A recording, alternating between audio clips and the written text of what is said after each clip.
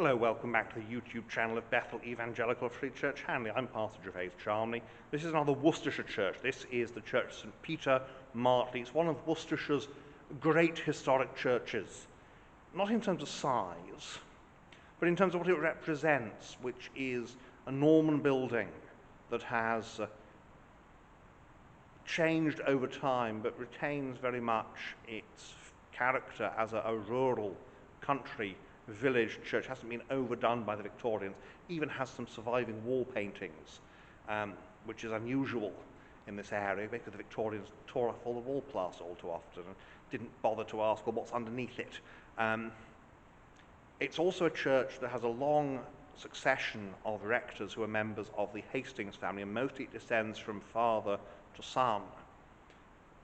And we'll have a little look at the board of incumbents and mention some of them.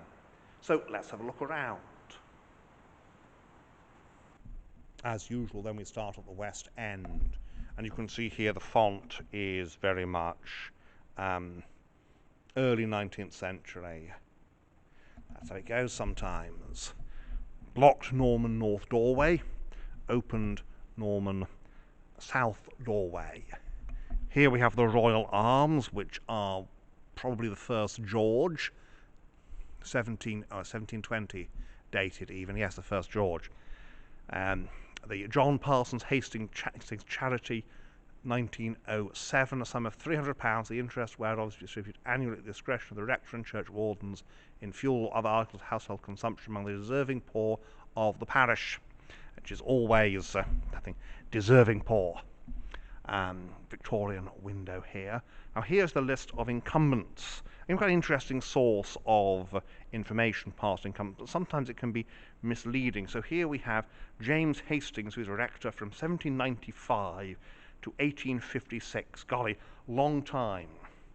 And for 50 years he was completely incapable of doing anything because he had a nasty riding accident, had massive brain damage, left him unable to speak.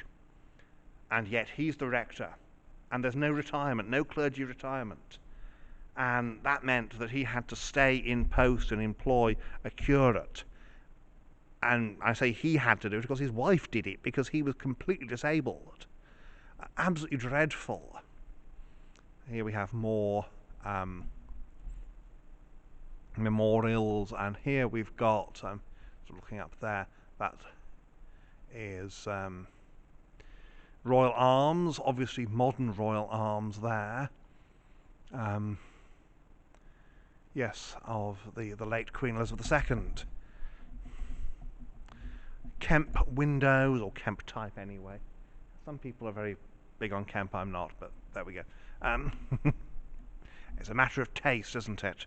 Medieval window here, or medieval wall painting here. There's more underneath the plaster, but of course the thing is, you take the plaster off, you expose the painting, and it starts fading.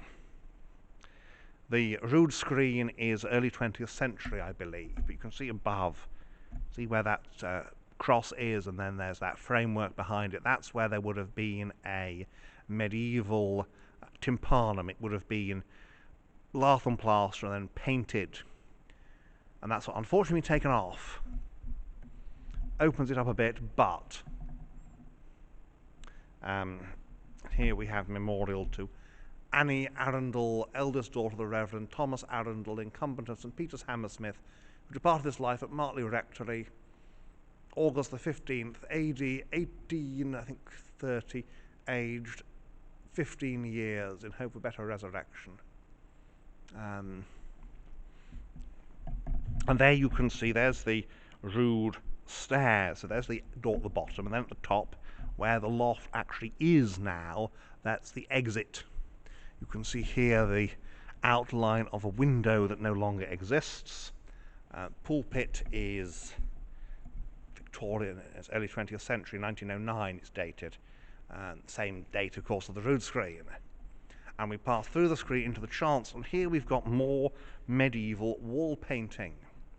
And that's always very interesting, medieval wall painting, because what we have here is various types. We've seen figures in the nave, and here we've got, it's a very common type. The plaster has been painted with these, you see these red lines in imitation of ashlar stonework. So it's imitation of posh stone work, and then you've got these flowers in the middle, very, very common. We don't have communion rails here. We've got the houseling benches, which are firmly fixed down for obvious reasons.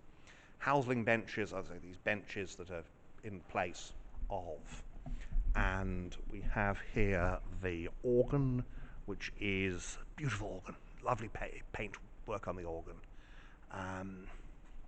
and the window, and this wonderful medieval painting on the walls. And here we've got figures. I'm not quite sure who these are. I don't want to say Annunciation, but it could be.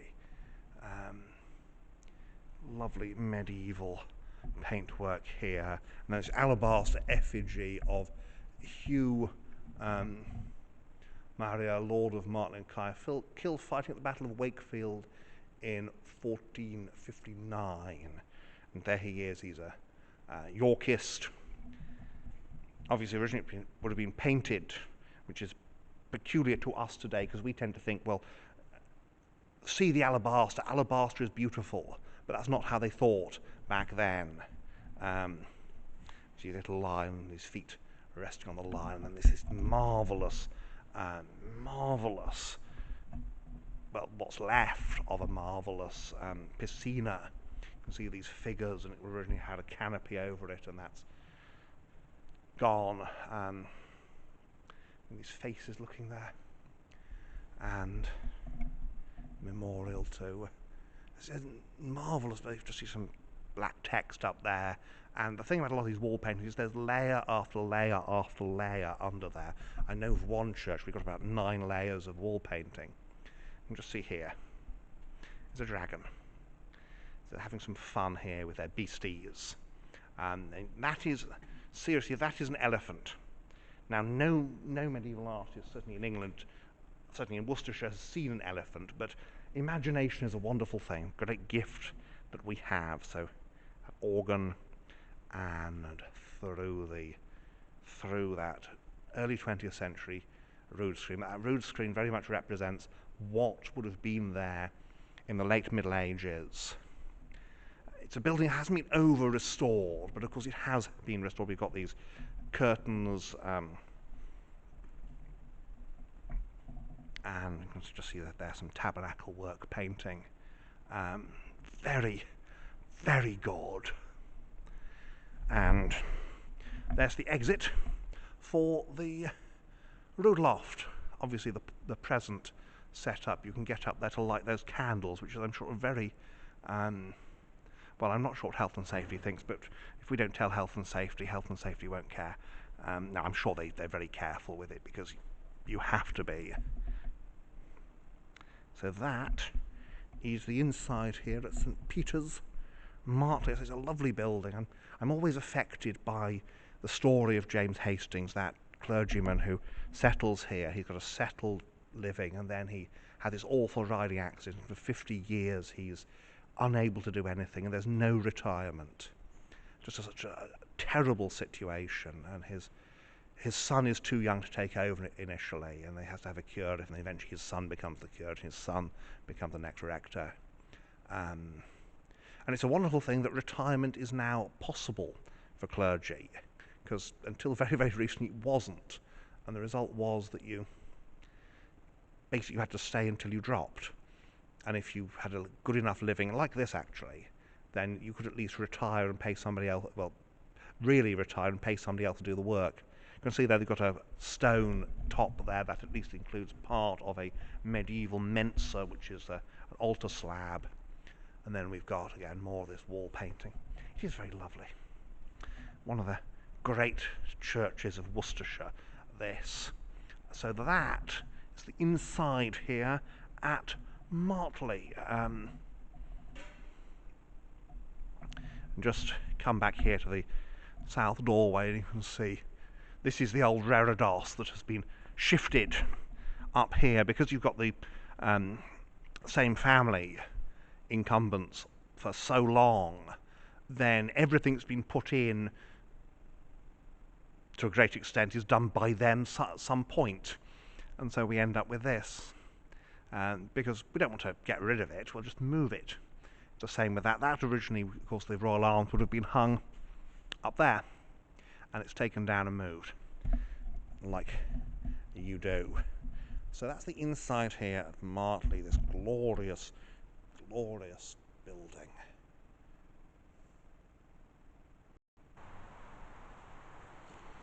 And so we're now outside at Martley. We can see this beautiful red sandstone with a few patches of a different colour and this nice tower here. There go the bells.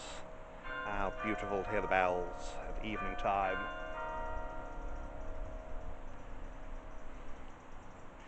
And yeah, basically Norman church. So we'll have a look around the outside again, point out some of the features, come back to the porch with its Norman doorway. So the tower here is 15th century, as so many are. There's nice solid buttresses there. You see there the priest's door and these windows, and those pilasters there are, well, are evidence again of the Norman structure. And you've got a extra bit of a buttress there for good reasons. So it's a very handsome structure, and it's nice. It is nice the way that you've got a bit of lichen there, and also these different coloured pieces of sandstone. And you can see the patching, because red sandstone, even decent red sandstone, weathers. Because it's sandstone. Sandstone is basically stone. It's basically sand that has concreted together. So there it is. It's 5:45. It is 5:45. God, it's still light at this point, really. You can see the vestry there, rather weathered and bright red. That's a bit later, the vestry, of course. The old vicar dress, I think, up there, but don't quote me on that one. And the north side, you can see here this very Norman doorway. I'm just trying not to trip over some fallen branches. See that very Norman doorway and that pilasters, and you also see how the doorway is in the middle of the pilasters. The clock dates 1909. At one point there was a clock in one of the windows, but of course it's been moved, so it's now in a more, shall we say, sensitive location. So we'll make our way around the west end, around the tower, admiring the stonework, and you can see that Norman nave.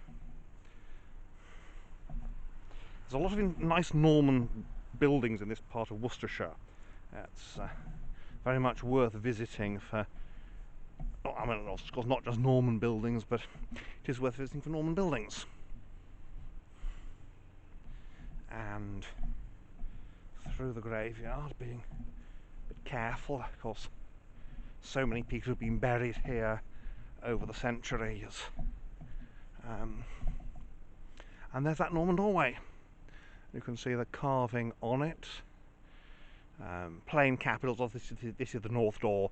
It's usually, not always, but usually the north door is the plainer doorway and just geometrical designs on it.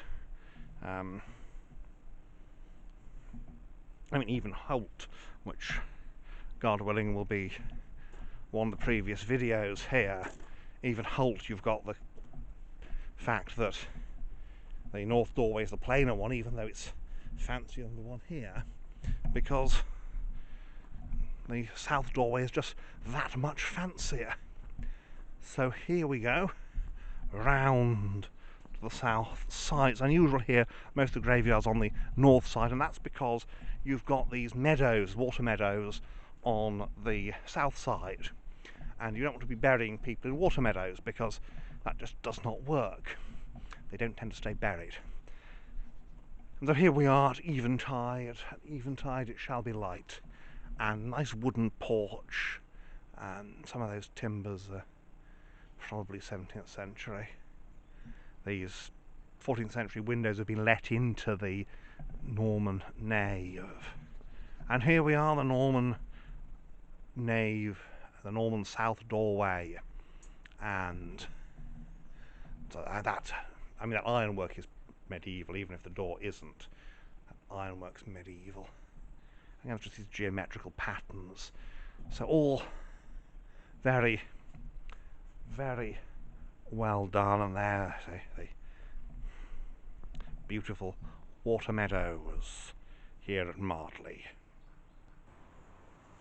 And so the conclusion of the matter, St. Peter's, Martley, a church of great age, with much history, some of which, to say of Mr. Hastings, quite tragic.